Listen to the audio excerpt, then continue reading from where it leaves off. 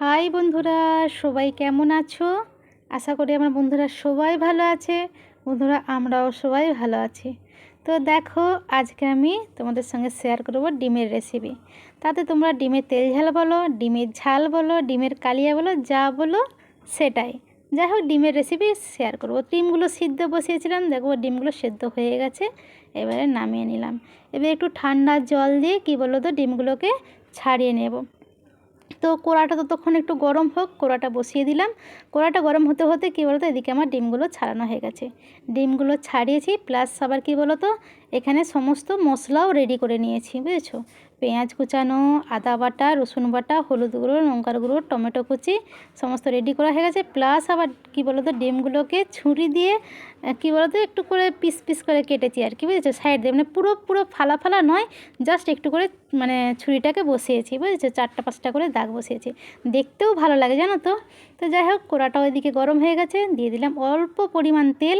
ডিমগুলো ভাজবো, তার আগে দিয়ে দেবো তেলের মধ্যে নুন আর একটু হলুদ, যাতে না ডিমগুলো ফাটবেও না, আর ডিমগুলো খুব সুন্দর ভাজাও হবে। আর একটু হলুদ দিলে কী বলো তো, কালারটাও খুব সুন্দর আসে, বুঝেছো?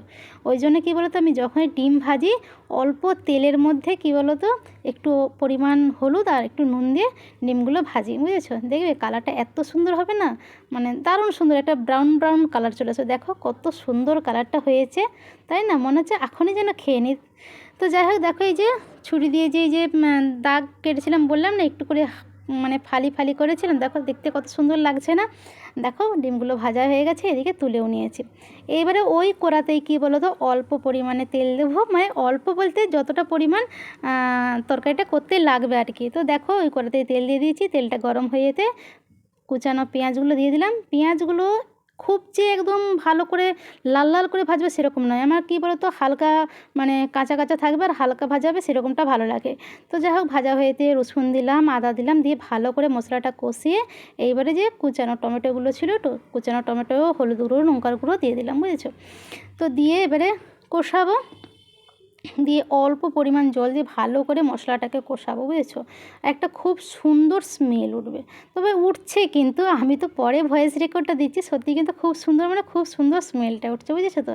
আর দেখো কি সুন্দর একদম তেল ছেড়ে ছেড়ে আসছে, আর টমেটোও কিন্তু খুব সুন্দর গলে গেছে, বুঝেছো? টমেটোগুলো খুব সুন্দর গলে গেছে। দেখো মশলাটা ভালোভাবে কষানো হয়ে যেতে দিয়ে দিয়েছি জল।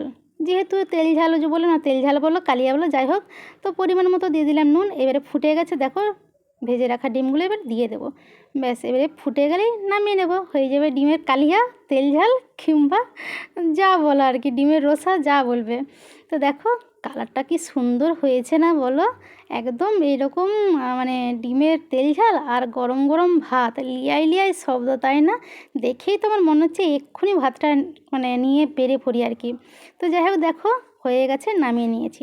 তো আমার ডিমের কালিয়া রেসিপিটা কেমন লাগলো কমেন্টস করে সবাই জানিও, আর সবাই ভালো থেকো, সুস্থ থেকো।